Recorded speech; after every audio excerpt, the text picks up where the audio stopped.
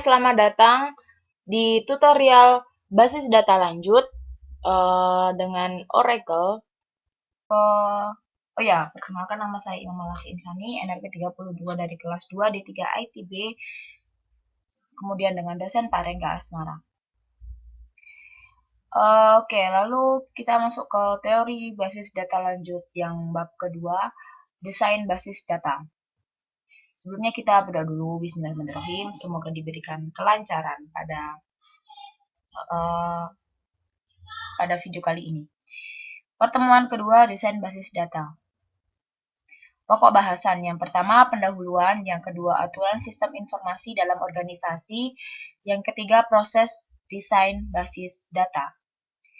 Kemudian tujuan pembelajaran kita kali ini, yang pertama, memahami aturan sistem informasi dalam organisasi. Yang kedua, memahami proses desain basis data. Yang pertama, pendahuluan. Aktivitas desain basis data menggunakan proses yang sistematis yang disebut metodologi desain, di mana target basis data diatur dengan RDBMS, ORDBMS, atau ODBMS. Metodologi desain menggunakan alat bantu seperti Designer 2000 dari Oracle, Erwin, BPWin, dan Paradigm Plus oleh Platinum Teknologi dan lain sebagainya. Aturan sistem informasi dalam organisasi. Organizational context untuk penggunaan sistem basis data. Sistem basis data menjadi bagian dari sistem informasi dari beberapa organisasi. Beberapa organisasi membuat posisi administrator basis data atau DBA untuk mengontrol aktivitas basis data. Kemudian Information Resource Management (IRM) juga diperkenalkan oleh organisasi yang besar sebagai kunci kesuksesan manajemen bisnis. Aturan sistem informasi dalam organisasi. Terdapat beberapa alasan. Yang pertama, data dianggap sebagai resource yang bekerja sama dan manajemen dan kontrol dilakukan terpusat untuk pekerjaan yang lebih efisien dalam organisasi. Kemudian, fungsi dalam organisasi dikomputerisasi sebagai kebutuhan ketersediaan data yang besar dan up-to-date. Kemudian, seiring pertumbuhan data dan aplikasi, relasi yang lebih kompleks dari data perlu dimodelkan dan diatur. Kemudian, terdapat konsolidasi dari information resource pada beberapa organisasi. Lalu, yang kedua, siklus sistem informasi. Siklus sistem informasi disebut siklus makro, di mana siklus sistem basis data dirujuk ke siklus mikro. Siklus makro meliputi beberapa tahap, yaitu yang pertama, feasibility analysis.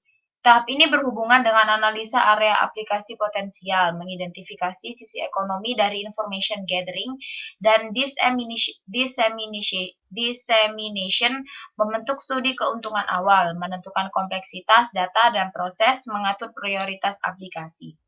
Kemudian yang kedua, requirement collection and analysis. Kebutuhan detail dikumpulkan dengan interaksi dengan pemakai potensial dan kelompok pemakai untuk mengidentifikasi permasalahan dan kebutuhan khusus, ketergantungan aplikasi, komunikasi, dan prosedur pelaporan diidentifikasi. Kemudian aturan sistem informasi dalam organisasi. Desain. Tahap ini mempunyai dua aspek, yaitu mendesain sistem basis data dan mendesain sistem aplikasi atau program yang menggunakan dan memproses basis data. Kemudian yang keempat, implementasi. Sistem informasi diimplementasi, basis data dibentuk, dan transaksi basis data diimplementasikan dan diuji coba. Kemudian yang kelima, validation and acceptance testing. Tingkat akses dari sistem dalam memenuhi kebutuhan pemakai dan kriteria performansi divalidasi. Sistem diuji coba dengan kriteria performansi dan spesifikasi kelakuan. Kemudian yang keenam, deployment, operation, and maintenance. Pada tahap ini dilakukan konversi pemakai dari sistem lama ke sistem baru melalui training. Tahap operasional mulai jika semua fungsi sistem dioperasikan dan divalidasi. Jika kebutuhan baru atau aplikasi bertambah, maka harus melalui semua tahap sebelumnya sampai semua divalidasi dan berhubungan dengan sistem. Monitoring performansi sistem dan pemeliharaan sistem merupakan aktivitas yang penting selama tahap operasi. Kemudian aturan sistem informasi dalam organisasi. Yang ketiga, siklus sistem aplikasi basis data. Aktivitas yang berhubungan dengan siklus sistem aplikasi basis data meliputi tahap berikut. Yang pertama, sistem definition. Skop dari sistem basis data, pemakai dan aplikasi didefinisikan, antarmuka untuk pemakai, batasan response time, dan kebutuhan penyimpanan dan pemrosesan diidentifikasi. Kemudian database design. Pada akhir dari tahap ini, desain logika dan fisik dari sistem basis data dari DBMS sudah siap.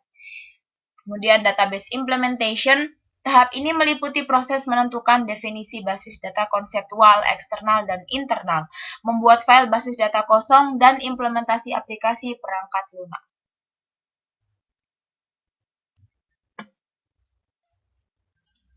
Oke, selanjutnya yang keempat, loading or data conversion.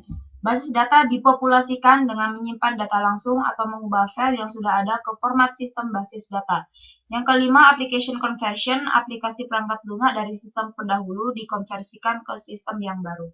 Kemudian yang keenam, testing and validation. Sistem yang baru diuji coba dan divalidasi. Kemudian operation, sistem basis data dan aplikasi dioperasikan. Biasanya sistem lama dan baru dioperasikan secara paralel dalam beberapa waktu. Lalu yang kedelapan, monitoring and maintenance. Selama tahap operasional, sistem secara tepat dimonitor dan dipelihara. Perubahan dan pengembangan dapat terjadi baik pada isi data maupun aplikasi perangkat lunak. Modifikasi dan reorganisasi diperlukan dari waktu ke waktu. Lalu proses desain basis data. Tujuan desain basis data adalah yang pertama, memenuhi kebutuhan isi informasi dari pemakai dan aplikasi tertentu. Kemudian menyediakan struktur informasi alami dan mudah dipahami. Kemudian mendukung kebutuhan pemrosesan dan performansi objektif seperti response time, processing time, dan storage space in basis data. Tujuan desain basis data. Kemudian terdapat 6 tahap utama pada proses desain basis data, yaitu yang pertama, koleksi dan analisa kebutuhan. Kemudian yang kedua, desain basis data konseptual. Yang ketiga, pemilihan DBMS. Yang keempat, pemetaan model data. Yang kelima, desain basis data fisik. Yang keenam, implementasi dan tuning sistem basis data. Oke, kita jelaskan satu persatu. Tahap yang pertama, koleksi dan analisa kebutuhan. Aktivitas yang merupakan bagian dari tahap ini adalah yang pertama, area aplikasi mayor dan kelompok pemakai yang akan menggunakan basis data atau pekerjaan apa yang akan diakibatkan untuk diidentifikasi. Kemudian yang kedua, dokumen yang sudah ada yang berhubungan dengan aplikasi kemudian dipelajari dan dianalisa. Lalu lingkungan operasi saat ini dan rencana penggunaan informasi akan dipelajari. Penulisan respon untuk menentukan pertanyaan terkadang dikelompokkan dari pemakai basis data potensial atau kelompok pemakai. Lalu tahap yang kedua yaitu desain basis data konseptual. Tahap 2A, desain skema konseptual. Tujuan desain skema konseptual adalah skema lengkap tentang struktur basis data, semantik, interrelationship, dan constraint atau batasan. Hal ini tergantung dari DBMS yang digunakan. Pada tahap desain basis data, perlu menggunakan model data konseptual level tinggi dengan karakteristik yang pertama, expressiveness. Model data cukup ekspresif untuk membedakan perbedaan tipe data, relationship, dan constraint. Kemudian simplicity and understandability. Model cukup sederhana untuk pemakai yang tidak mengerti dan menggunakan konsep tersebut. Lalu yang ketiga, minimality. Model mempunyai sejumlah kecil konsep dasar yang berbeda dan tidak overlapping. Diagrammatic representation, model dalam bentuk notasi diagram untuk menampilkan skema konseptual yang mudah diinterpretasikan. Kemudian yang kelima, formality. Skema konseptual ditampilkan dalam model data harus merepresentasikan spesifikasi formal data, sehingga konsep model harus ditentukan secara akurat dan tidak berganda. Pendekatan ke desain skema konseptual. Terdapat dua pendekatan untuk merancang skema konseptual yang diturunkan dari kebutuhan yang dikoleksi. Pendekatan pertama adalah pendekatan desain skema terpusat atau one shot, di mana kebutuhan dari aplikasi yang berbeda dan kelompok pemakai pada tahap pertama digabungkan ke dalam satu himpunan kebutuhan sebelum desain skema dimulai. Kemudian pendekatan yang kedua adalah pendekatan view integration, di mana kebutuhan tidak digabungkan selama tahap view integration, skema bagian digabungkan ke dalam skema konseptual global untuk keseluruhan basis data. Lalu, ini adalah skemanya. Gambar yang pertama, strategi top-down, membangkitkan tipe entitas baru. Dan yang gambar yang B, dekomposisi tipe entitas ke dalam dua tipe entitas dan relasi. Oke, kita lanjutkan lagi. Ini contoh yang bottom up. Tadi merupakan top-down. Gambar yang A, untuk menemukan dan menambah relasi baru, dan yang kedua menemukan kategori baru atau tipe union dan menghubungkannya. Skema integrasi atau view. Skema integrasi dibagi ke dalam beberapa bagian. Yang pertama, identifikasi korespondensi dan konflik di antara skema. Karena skema dirancang individual, perlu menentukan konstruksi khusus dalam skema yang merepresentasikan konsep dunia nyata yang sama. Yang kedua, modifikasi view untuk kesesuaian dengan lainnya. Satu skema dimodifikasi sehingga sesuai dengan skema lainnya. Kemudian yang ketiga, menggabungkan view.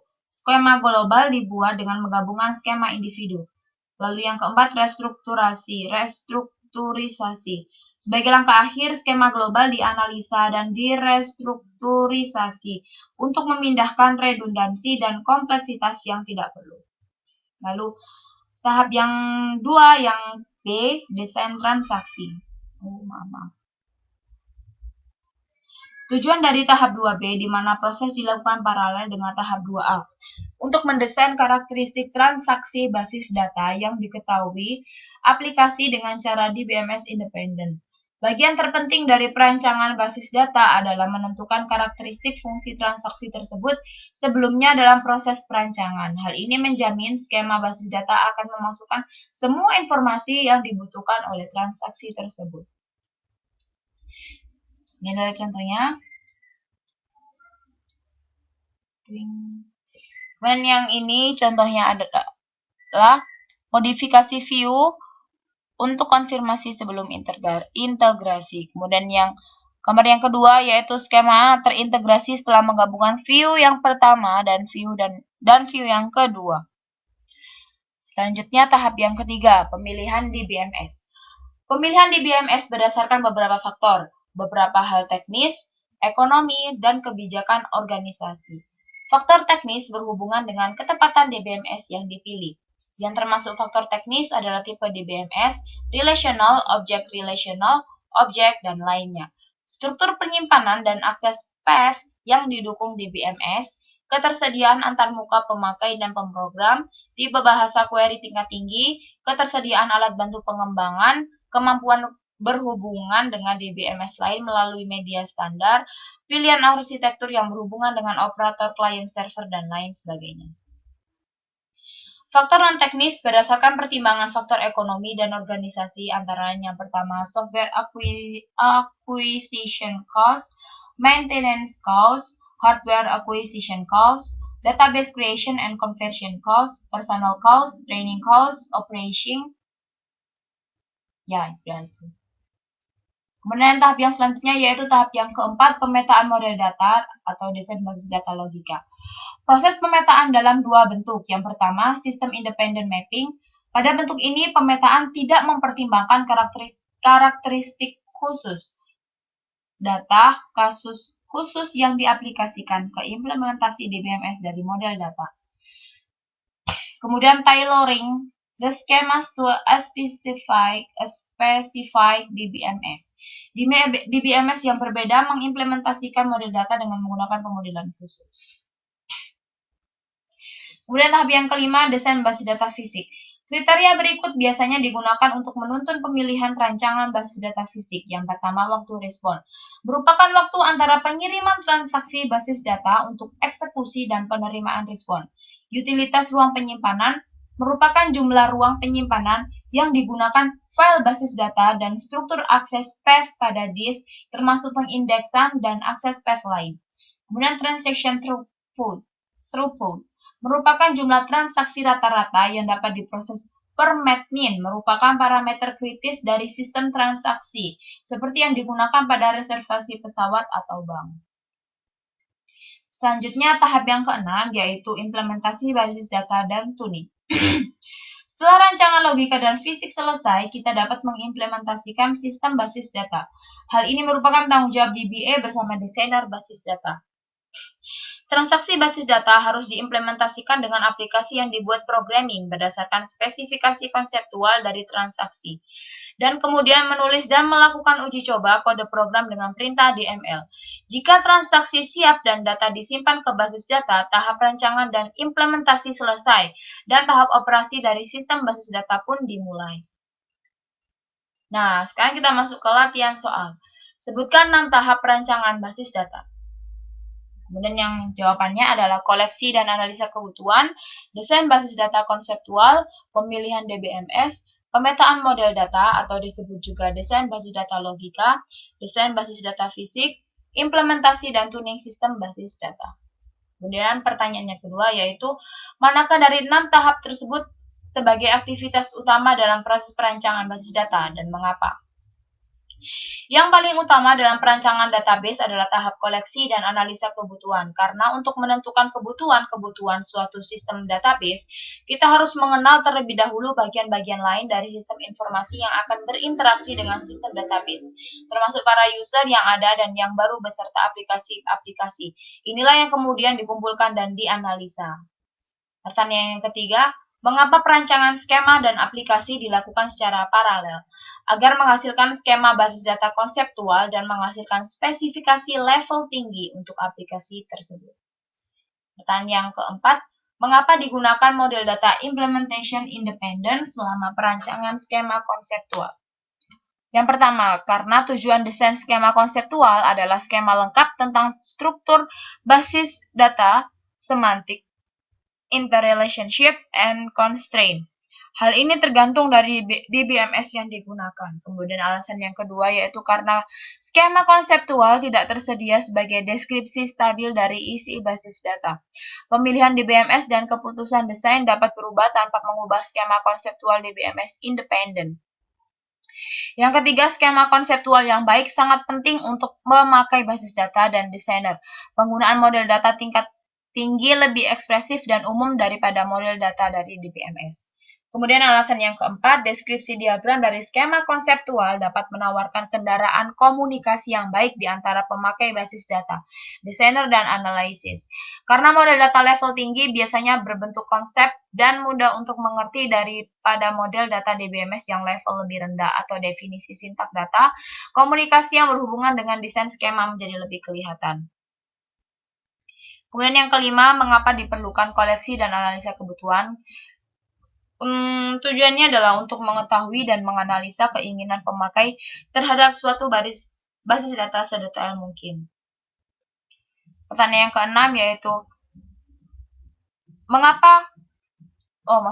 bagaimana karakteristik dari model data untuk rancangan skema konseptual harus diproses? A. Expressiveness, yaitu model data cukup ekspresif untuk membedakan perbedaan tipe data, relationship, dan constraint. Simplicity dan understandability, model cukup sederhana untuk pemakai yang tidak mengerti dan menggunakan konsep tersebut. Yang ketiga, minimality, model mempunyai sejumlah kecil konsep dasar yang berbeda dan tidak overlapping. Yang keempat, diagrammatic representation, model dalam bentuk notasi diagram untuk menampilkan skema konseptual yang mudah diinterpretasikan. Yang kelima, formality. Skema konseptual ditampilkan dalam model data harus merepresentasikan spesifikasi formal data, sehingga konsep model harus ditentukan secara akurat dan tidak berganda. Kemudian yang kedelapan, apakah perbedaan dua pendekatan utama dalam rancangan skema konseptual? Perbedaannya, yang pertama, sistem independent mapping. Pada bentuk ini, pemetaan tidak mempertimbangkan karakteristik khusus data atau kasus khusus yang diaplikasikan ke implementasi DBMS dari model data. Tailoring the schemas to a specific DBMS. DBMS yang berbeda mengimplementasikan model data dengan menggunakan pemodelan khusus. Selanjutnya, strategi apakah yang digunakan untuk merancang skema konseptual dari kebutuhan? Strateginya ada 4, top down, bottom up, inside out, dan mix strategi. Yang pertama, top-down. Dimulai dengan skema yang berisi abstraksi level tinggi dan kemudian mengaplikasikan ketentuan top-down. Kemudian bottom-up strategi mulai dengan skema yang berisi abstraksi besar dan kemudian kombinasikan atau tambahkan abstraksi tersebut. Kemudian inside-out strategi merupakan kasus khusus dari bottom-up strategi, di mana atensi difokuskan pada himpunan konsep terpusat yang lebih nyata. Yang keempat, mixed strategi. Kebutuhan dibagi berdasarkan top-down strategi. Bagian skema dirancang untuk setiap partisi berdasarkan bottom-up strategi. Kemudian pertanyaan yang ke-10, sebutkan langkah-langkah view integration ke rancangan skema konseptual. Yang pertama, identifikasi korespondensi dan konflik di antara skema. Karena skema dirancang individual, perlu menentukan konstruksi khusus dalam skema yang merepresentasikan konsep dunia nyata yang sama. Modifikasi view untuk kesesuaian dengan lainnya, yaitu satu skema dimodifikasi sehingga sesuai dengan skema lainnya. Yang ketiga, menggabungkan view. Skema global dibuat dengan menggabungkan skema individu. Kemudian yang keempat, restrukturisasi. Sebagai langkah akhir, skema global dianalisa dan direstrukturisasi untuk memindahkan redundansi dan kompleksitas yang tidak perlu. Pertanyaan yang ke-11, sebutkan faktor untuk memperlancar pemilihan paket DBMS untuk sistem informasi dalam organisasi. Pemilihan DBMS berdasarkan faktor beberapa hal teknis, ekonomi, dan kebijakan organisasi. Kemudian pertanyaan yang ke-12, apa yang dimaksud pemetaan data model sistem independen? Apa perbedaannya dengan sistem dependen? Pemetaan sistem independen adalah pemetaan ke dalam model data di BMS dengan tidak mempertimbangkan karakteristik atau hal-hal yang khusus yang berlaku pada implementasi di BMS dari model tersebut. Dan alhamdulillahirabbil alamin sudah selesai dan terima kasih atas perhatiannya.